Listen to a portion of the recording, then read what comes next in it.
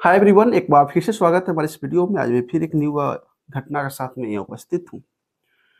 पिछले वे 2 दिनों से मैं कोई एपिसोड यहाँ पे अपलोड नहीं हो पाया क्योंकि मेरी एग्जाम थी और मैं यूनिवर्सिटी से मैं पीएचडी कर रहा हूँ।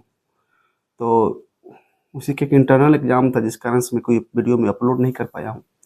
बाकी खैर, अब सारी एग्जामें हो गई है, अब फिर से कंटिन्यू हम हैं और आपको प्रतिदिन कुछ ना कुछ हमारे देश दुनिया कैसी तमाम सी खबरें जो है आपको मिलते रहेंगे। आज मैं जिस राज्य से हूँ, बिहार, और इसी राज्य के दो खबरें के साथ में आया हूँ।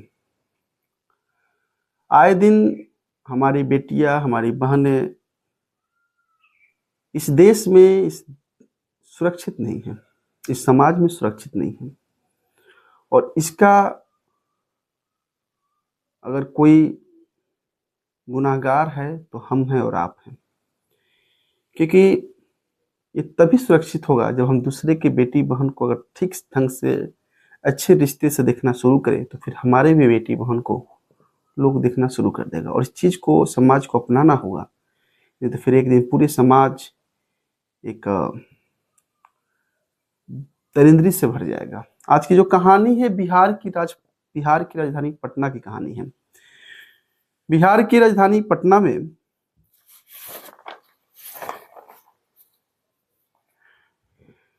बिहार की राजधानी आज की जो कहानी है, ये बिहार की राजधानी पटना ही कहानी है। पटना के एक इलाका है जिसका नाम है मनेर।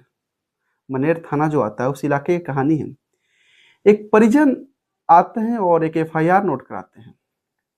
एफआईआर में नोट ये होता है कि उनके घर में एक 5 साल की बच्ची होती है, जिस बच्ची के साथ में एक समाज के ही उनके बगल के पड़ोसी के टीचर दरिंदरी कर देते हैं। कहानी शुरू करूं, बीते कल की ये घटना है। एक ट्यूशन टीचर का नाम होता है रोहित रोहित कुमार। वो अपने पड़ोस के घर में आते हैं और वहां पे घर के जो बाहर ऐसे होते हैं बिहार में कि घर को तो सभी कोई घर बोलते हैं, लेकिन जो द्वार पे एक छोटा सा जो घर होता है उसको दलान लोग बोलता है बिहार में। तो दलान में आते हैं और पढ़ाते हैं कुछ लोग। घर के जो घर हो गया, घर से बाहर जो गेस्ट वगैरह रहते हैं तो उसको बिहार में लोग दलान बोलते हैं। तो जो टीचर आते हैं रोहित कुमार, और कुछ बच्चे को दलान में पढ़ाते हैं, मतलब घर से बाहर जो घर होता है उसमें। और जैसे आपको पता है कि अभी गर्मी की छुट्टी के स्कूल बिहार में खुल चुकी है। खुलने के बाद भी सारे बच्चे स्कूल मॉर्निंग ही जा रहे हैं और मॉर्निंग में आ रहे हैं क्योंकि टेम्परेचर बिहार का भी बहुत ज़्यादा है। तो 12 साढ़े 12 में स्कूल से सभी बच्चे आ गए और रोहित कुमार जो टीचर होते हैं वो आते हैं और बच्चे को पढ़ाना शुरू करते हैं। वहाँ पे तमाम छोटे बड़े उम्र के बच्चे होते हैं, लगभग 12 साल तक के बच्चे। समय होता है 12:30 बजे, रोहित कुमार आते हैं पढ़ाने। और पढ़ाने के बाद क्या होता है कि थोड़ी देर पढ़ाने के बाद ट्यूशन के तमाम ऐसे बच्चे को छुट्टी कर देते हैं कि जाओ पढ़ाई हो गया, फिर कल आना, होमवर्क वगैरह सब दे देते हैं। एक लड़की को रख लेते हैं जिसकी उम्र होता है महज 5 वर्ष।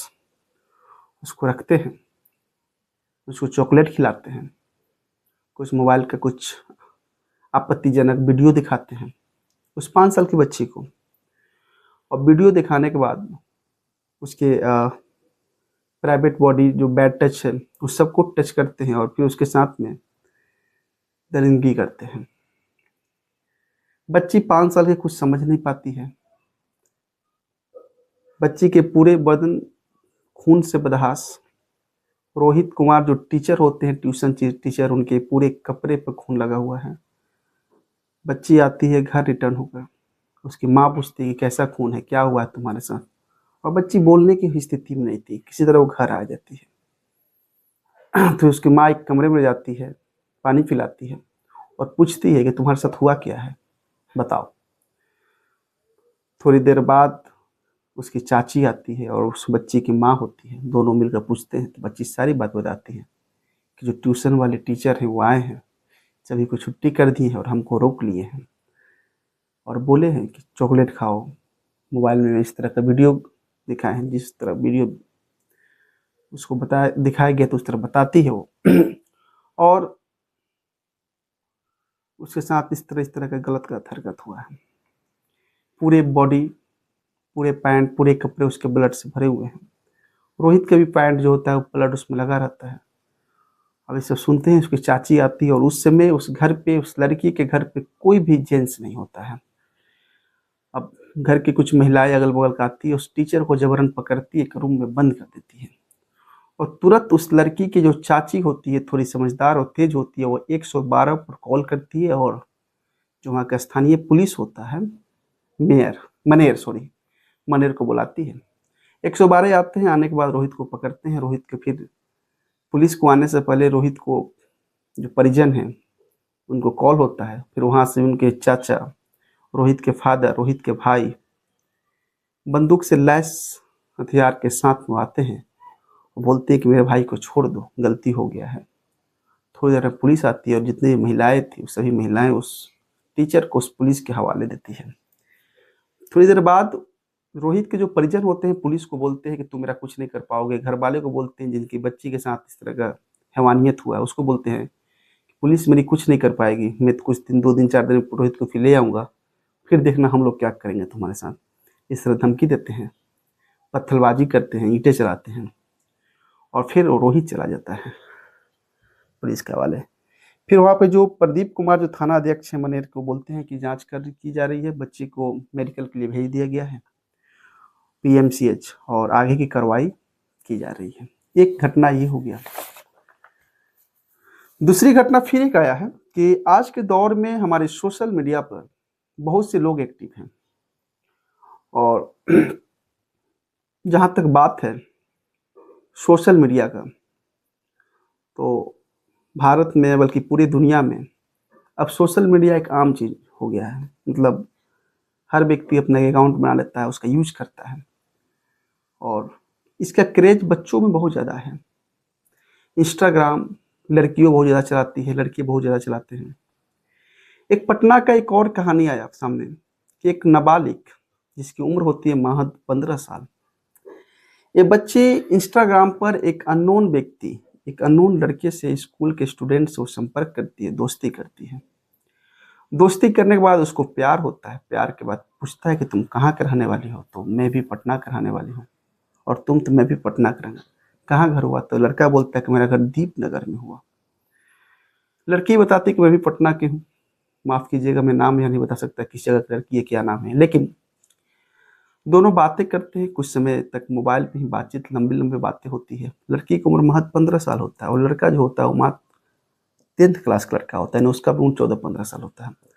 दोनों खूब सारी बातें करते हैं। 1 महीना पहले की बात है कि लड़का बोलता है कि चलो आज हम लोग मिलते हैं, और रविवार का दिन होता है। उस दिन लड़का दीपनगर में अपने एक होटल में उसको बुलाता है। वहाँ पर लड़की और लड़का दोनों जाते हैं। जाने के बाद दोनों शारीरिक संबंध बनाते हैं। वो 15 साल की लड़की और 10th क्लास का लड़का। मैं आपको बता दूं कि जब इन दोनों को प्यार हुआ, मोबाइल पे बातचीत हो रहा था, तो लड़का जितनी भी ग्रुप में उसके दोस्त थे लड़के, सभी से इस लड़की को मिला दिया था। ये मेरी गर्लफ्रेंड है, इससे मैं बातें करता हूँ, ऐसी तमाम बातें। तो कुछ लड़के इस लड़की को जानते थे, ये लड़की भी कुछ उसके दोस्तों को जानते थे। जब दीपनगर एक होटल में एक दिन की बात थी कि दोनों आपस में आते हैं, मिलते हैं और मिलने के बाद दोनों शारीरिक संबंध बनाते हैं।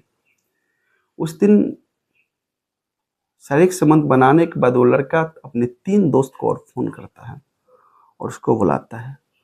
और बुलाने के बाद वो लड़का नशा की इसको कोई टैबलेट देता है। खिलाने के बाद तीनों इसको बारी बारी के से इसके साथ दलंदरी करते हैं, रेप करते हैं। दरंगी करने के बाद ये लड़की उठती है और बोलते हैं कि अगर तुम कुछ कहेगी तो तुम्हारे वीडियो जो प्राइवेट फ़ोटो हैं मैं उसको वायरल कर दूंगा। ये लड़की अपने घर जाती है। घर जाने के बाद किसी को बताती नहीं है। थोड़े दिन बाद ये प्रेग्नेंट हो जाती है। प्रेग्नेंट होने के बाद घर वाले को जब पता चलता है तो लोग परेशान। सारी बातें लड़की बताती है। फिर पटना के एक थाने हैं, मेहदीगंज थाने, वहाँ पे जाते हैं इसकी कंप्लेन नोट कराने के लिए कि लड़की का कंप्लेन उस थाने में कोई नोट नहीं करता है। फिर पटना का बहुत नामी एक थाना है जक्कनपुर थाने, यहाँ पर भी लोग जाते हैं और यहाँ पर जाने के बाद फिर इनका कोई FIR नहीं, कोई सुनवाई नहीं होता है।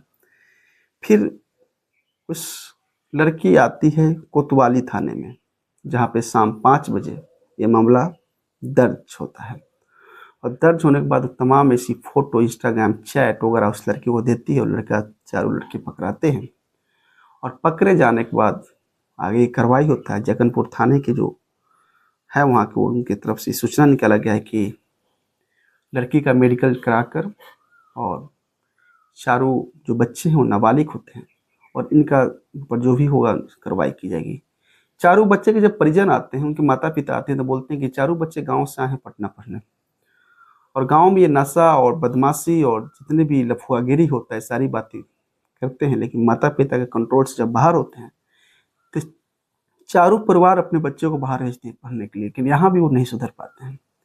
तो आगे जो दोनों नाबालिग होते हैं, जो इनके ऊपर जो होगा कानूनी कार्रवाई में जिस तरह अपडेट आएगा मैं आपको दूंगा। लेकिन बात ये दोनों कहानी का नहीं है। आज के समय में हमारे परिवार, हमारे पड़ोसी, हमारे गांव समाज और हम कितने सुरक्षित हैं इस बात का है। न जाने आने वाला पल हमारे लिए कैसा होगा, क्या उस पल के बारे में हमें कोई पहले से आभास है या नहीं है। हमारे साथ कौन दोस्त है, कौन दुश्मन है, किसके साथ हम चल सकते हैं जीवन में आगे, किसके साथ हम नहीं चल सकते हैं, कौन हमें समय पर धोखा देगा, कौन हमें समय पर धोखा नहीं देगा। इन तमाम ऐसी बातें को समझना बेहद जरूरी है। समय जितनी तेजी से नहीं बढ़ रहा है, उतनी तेजी से समाज में हरकतें बदलते जा रहे हैं।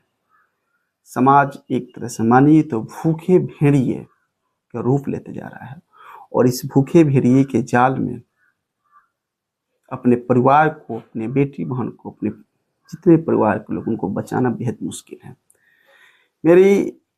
हमें ये कहानी आपको बताने में तनिक भी खुशी नहीं होती, लेकिन एज ए क्राइम रिपोर्टर मेरा कर्तव्य है, मेरा धर्म बनता है कि जितनी भी कहानी आती है आपको मैं बताऊं, क्योंकि आने वाले पल से आप लोग भी सावधान रहें।